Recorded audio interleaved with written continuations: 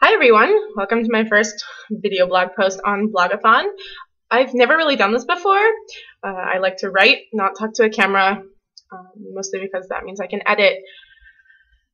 Interestingly enough, I thought that this might be easier than the blogging, which I was getting behind on, but actually because I don't want to really do any editing, video editing, I kind of had to write the script beforehand, so maybe it took longer. Anyway, we'll find out. So Jay Feldman asked me to give a talk on, or to talk about polyamory, and what that means to me and maybe the problems I've had with it. So let's begin. So the definition. Polyamory, many loves. It can mean a lot of things to a lot of different people. It can mean things like triads, where three people are in one relationship. It can mean an open relationship where there's a primary central relationship between two people, and then there's a sense of openness, so they can sleep with other people or kiss other people or flirt with other people or whatever those people agree on. For me, polyamory is much like queer in terms of its definition or its designation. Queer, more than anything else, means within the context of sexuality and orientation, means not heterosexual or not exclusively heterosexual. And that can mean a whole variety of things depending on who's talking or who's using the term. Similarly, polyamory could mean anything from a longtime married couple who's deciding that when they're on business trips, it's okay if they have a one-night stand with someone, to people who are actively in multiple serious long-term relationships. So polyamory deals both with the love aspect and with the sex aspect of relationships. I think of it mostly as the freedom to define relationships for yourself. Actually, I'm probably going to cut that part out if I can. Right. So I identify as polyamorous, which means a couple things to me. One, it means I practice polyamory. That it's weird to say because I haven't been doing it for very long, but by and large, when I enter relationships, it's understood that they won't be exclusively monogamous. What form that polyamory will take is, again, sort of up to the people, and I'll go into that later. But it also means that I believe in polyamory, which essentially means that I do in fact believe it is possible for people to deeply care about and commit to more than one person. In particular, I feel that I am capable of doing that. So why did I choose it? Well, there's that belief and that identity. But it was also an escape from monogamy to some extent or another. I've had several monogamous relationships, many of which have been very successful, but there was definitely a sense in which I always felt trapped. I'm personally pretty gregarious, social. I like to hug people and touch people and cuddle with people. I like that sense of closeness. I like meeting people at a party and then staying up with them until 4 in the morning.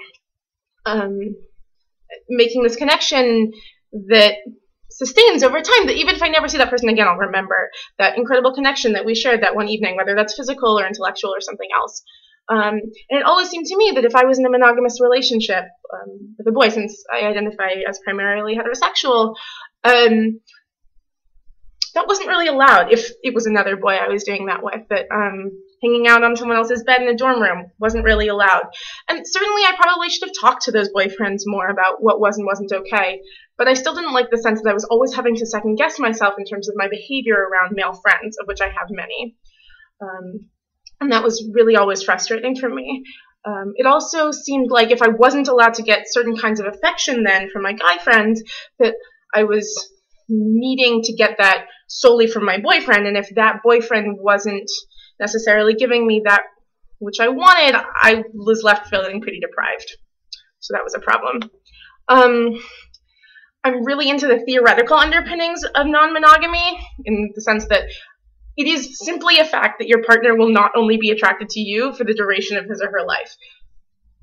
I guess maybe if your partner is demisexual and you're the only person they've been in a long-term emotional relationship with, it's possible. But by and large, it's extremely unlikely. And it's something that we all have to come to grips with. And there are different ways to do that. You can just say, you can be attracted to other people sometimes, but don't do anything about it. But why? So if jealousy is a problem, whatever, there are all kinds of reasons to be monogamous. But for me, I don't know that that's necessarily a problem, that they're attracted to other people and they might even act on it. But most of all, I like the idea that polyamory forces us to contend with the other person as a person, because there are no scripts to fall back on. There are no boy meets boy meets girl movies in which everyone all ends up in a cuddle pile. And I'm not saying that cuddle piles are the basis of all polyamorous relationships, but maybe they should be. I like the idea that 2 people or 3 people or 8 people have to figure out what exactly they need from each other, they want from each other, and through self-awareness, maturity, and various forms of negotiation, figure out something that will work. And if it won't work, to learn about that sooner rather than later. The no-script philosophy allows us to have what I think are really more mature relationships where things that monogamous couples can take for granted have to be talked about. So, problems I've had. So as I said, I haven't been polyamorous for long, and I've only been in a few relationships while polyamorous.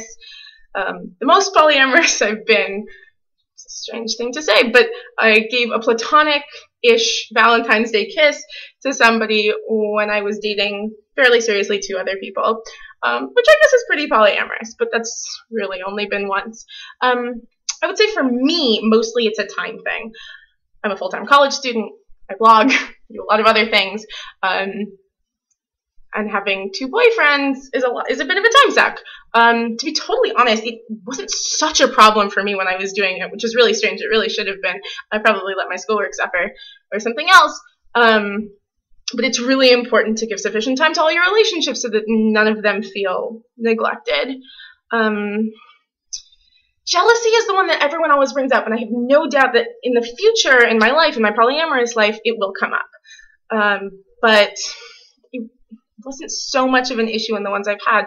And I may be wrong about this. I really have to have more relationships to see, more data points, but I think it's because this particular aspect of relationships is something I'm good at. I'm certainly bad at a lot of other parts, but in terms of caring a lot that my partner is happy, giving them a lot of affirmation and reassurance of my care and affection, something I can do. So that made that not so difficult. Jay also asked me to talk about whether I'd gotten, as he says, shit for it, whether there have been some backlashes of any kind.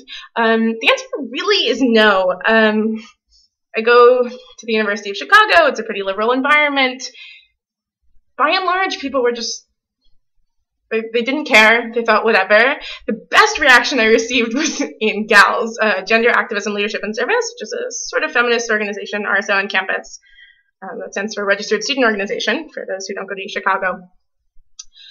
And the girls there just thought it was absolutely the coolest, most enlightened, most liberating thing they'd heard. And if they believe that, then I say, maybe you should try it. But that's for them to decide.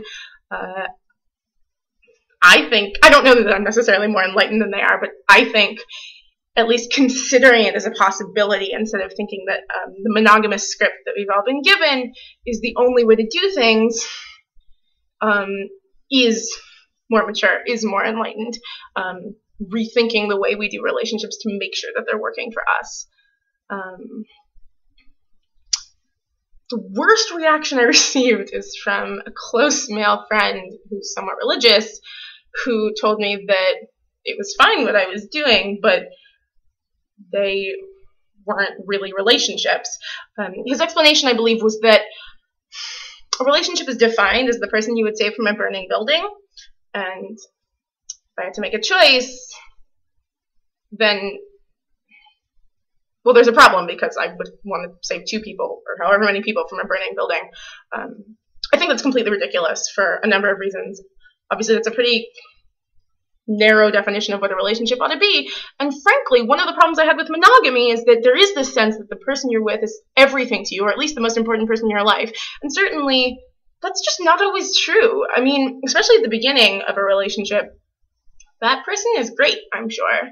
But what we have is a commitment that's made more explicit than any platonic relationship I'm in, and it's based on sexual attraction, but that doesn't necessarily mean it's more important to me. The best friends I've had for years are more important to me than the boyfriend I've been dating for 2 months, by and large. And that's not true for everyone, but it's certainly true for me. And I really think that our emphasis on romantic relationships undermines the importance of platonic relationships, of friendly relationships.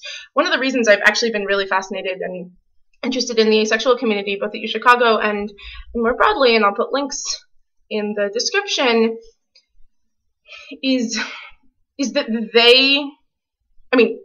they're romantic asexuals, so they have romantic relationships, although aromantic asexuals don't, is that they have sort of brought to the fore the importance of platonic relationships. So there's this concept called queer platonic. Somebody is your zucchini. I know it sounds a little silly, but the idea is that you could potentially have a platonic life partner, and there's really nothing wrong with that. Even if you're not asexual, you could have sexual partners or romantic partners, but your real life partner, the person you raise your children with, or the person you want to spend the rest of your life with, or the person you buy a house with, could be someone you're really close to. And for me, polyamory really leaves the door open to me living my life basically however I want. Again, not according to scripts. That I can decide what the most important relationships in my life are and what they look like. And in fact, living a polyamorous lifestyle has really made me much more aware of my relationships with my friends. And I think they're better for it. I'm much more honest with my friends. I talk to my friends more about what they need and what I need from our friendship, from our platonic friendship. And so I think that's great. What are the takeaways? Well, again, for me, polyamory is amazing for a number of reasons. But for me, the most is how conscious it forces me to be about my relationships. But I think that this has nothing, there's nothing intrinsic about polyamory. Polyamory simply forces you into it.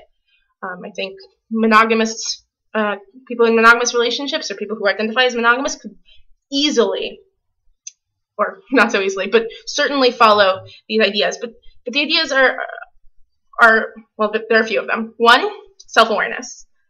You can't be in a relationship. You can't ask for things you need unless you know what you need. And you can't be in a relationship unless you know what you need or want from the other person. Not everything you want or need, and of course you'll grow and change, but there has to be something there for you to build on. That goes hand in hand with this other idea I have written down of maturity, which is that you have to be mature enough to be able to express your needs and desires, to deal when they're not totally being met, and to be available to meet your partner's needs and desires as well. And most importantly for me is the hopeful, although this is not necessarily reality in all cases, total eradication of guessing, in some sense. That we don't have to guess what our partner needs or wants from us. Maybe in like very specific situations, should I wake them up now or wake them up later? But our relationship is not based on guesswork. It's based on conscious efforts to communicate about needs, wants, desires, and expectations. And